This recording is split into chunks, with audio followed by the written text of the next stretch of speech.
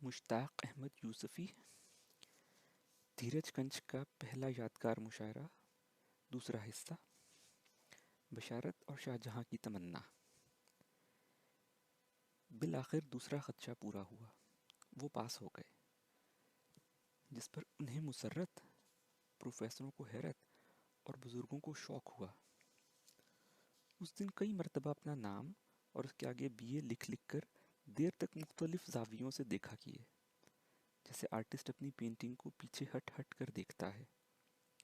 ایک مرتبہ تو بی اے کے بعد بریکٹ میں فرسٹ اٹیمپٹ بھی لکھا، مگر اس میں شیخی اور تکبر کا پہلو نظر آیا۔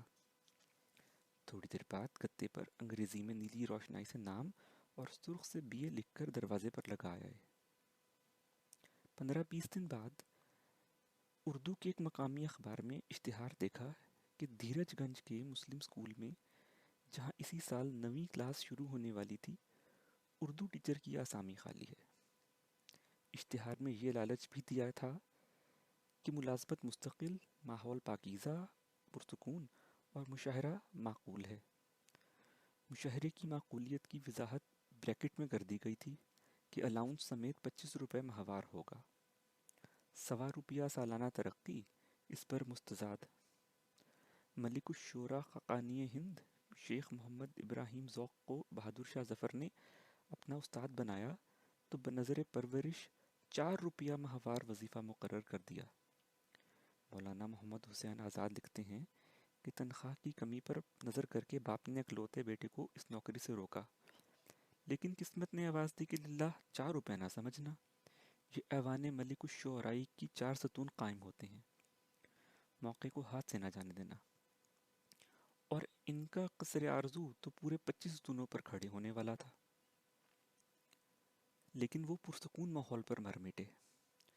دھیرج گنج کانپور اور لکھنؤ کے درمیان ایک بستی تھی جو گاؤں سے بڑی اور قصبے سے چھوٹی تھی، اتنی چھوٹی کہ ہر شخص ایک دوسرے کے آباء و اجداد کے کرتوتوں تک سے واقف تھا، اور نہ صرف یہ جانتا تھا کہ ہر گھر میں جو ہانڈی چولہے پر چڑھی ہے اس میں کیا پک رہا ہے، بلکہ کس کس کے ہاں تیل میں پک رہا ہے۔ لوگ ایک دوسرے کی زندگی میں اس بری طرح دخیل تھے کہ آپ کوئی کام چھپ کر نہیں کر سکتے تھے۔ عیب کرنے کے لیے بھی ساری بستی کا ہنر اور تعاون درکار تھا۔ عرصے سے ان کی تمنا تھی کہ قسمت نے ساتھ دیا تو ٹیچر بنیں گے۔ لوگوں کی نظر میں استاد کی بڑی عزت تھی۔ کانپور میں ان کے والد کی عمارتی لکڑی کی دکان تھی، مگر آبائی کاروبار کے مقابلے میں انہیں دنیا کا ہر پیشہ زیادہ دلچسپ اور کم ذلیل لگتا تھا۔ بی اے کا نتیجہ نکلتے ہی والد نے ان کی تالیف قلب کے لیے اپنی دکان کا نام بدل کر ایجوکیشنل ٹمبر ڈپو رکھ دیا، پر طبیعت ادھر نہیں آئی۔ مارے باندھے کچھ دن دکان پر بیٹھے، مگر بڑی بے دلی کے ساتھ۔ کہتے تھے کہ بھاؤ تاؤ کرنے میں صبح سے شام تک جھوٹ بولنا پڑتا ہے، جس دن سچ بولتا ہوں اس دن کوئی بوہنی بکری نہیں ہوتی۔ گاؤں دکان میں گردہ بہت اڑتا ہے اور گاہک چیخ چیخ کر گفتگو کرتے ہیں۔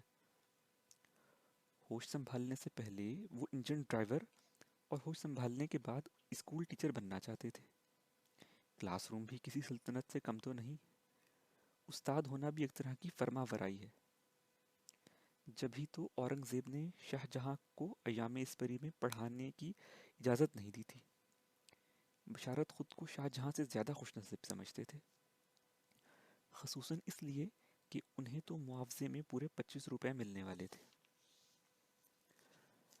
اب اس میں شک نہیں کہ اس زمانے میں معلمی کا پیشہ بہت باوقار اور باعزت سمجھا جاتا تھا۔ زندگی اور کیریئر میں 2 چیزوں کی بڑی اہمیت تھی: اول عزت، دوم ذہنی سکون اور بے فکری۔ دنیا کے کسی اور ملک میں عزت پر کبھی اتنا زور نہیں رہا جتنا کہ بر صغیر میں۔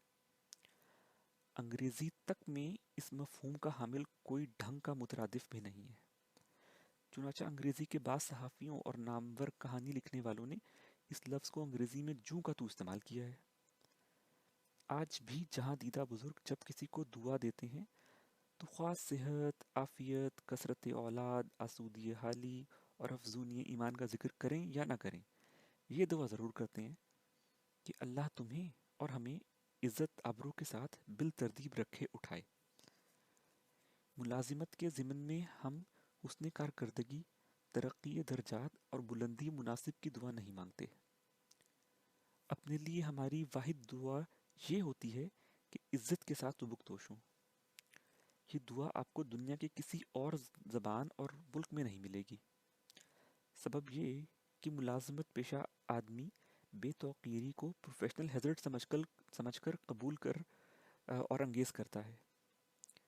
فیوڈل عہد کی روایت خوبو اور خواری جاتے جاتے جائے گی۔ ان دنوں ملازم خود کو نمک خوار کہتے اور سمجھتے تھے۔